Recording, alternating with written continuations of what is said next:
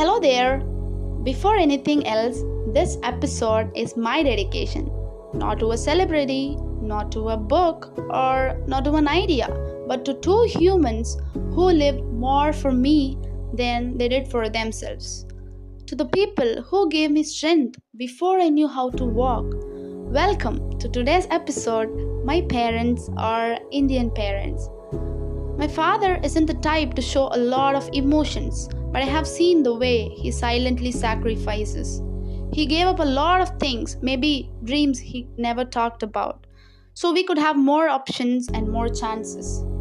When I left my hometown for studies, he didn't say much, but he tells people about me, about my siblings, like it's his way of saying he's happy, even though he's not chasing anything for himself anymore.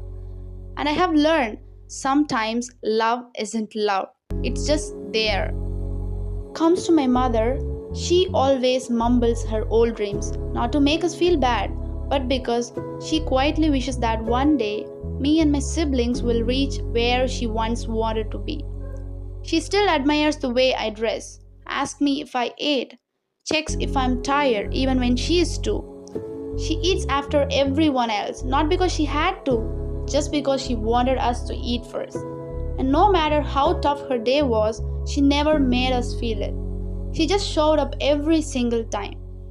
In Indian parenting, they never eat until we do. They don't say, I'm proud of you, but they tell 20 people when we pass one test. They say no, but do everything when we ask. They'll scold us for crying, then cry after we leave. They act angry when we forget to call, but they already made our favorite food.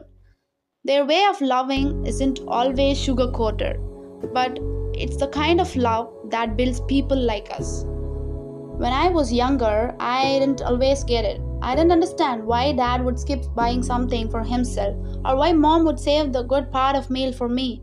It just felt normal. But now, as I have grown, I have started seeing things once I ignored. I see the tiredness in their eyes at night. I see the way they hide their worries when I'm around.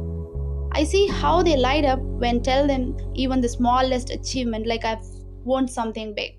And suddenly, all those small things they did for me feel like the biggest thing.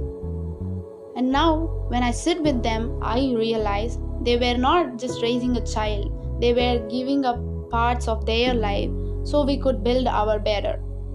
From my dad, I have learned that real men don't chase applause, they create it for others.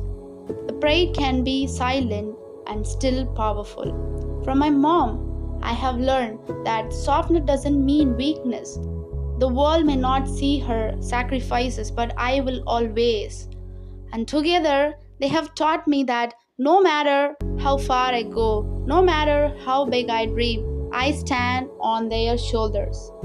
So, as my parents are Indian parents, they have fought, cried, sacrificed, and loved louder than any poem I could write.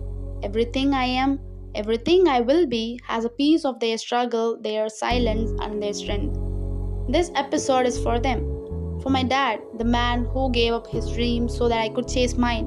For my mom, the woman who saw her future through my smile. That's all for today.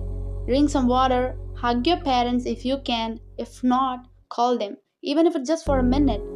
Because love like theirs, it's rare, and it deserves to be felt, not just remembered. Signing off with a full heart from one Indian child to every Indian parent out there.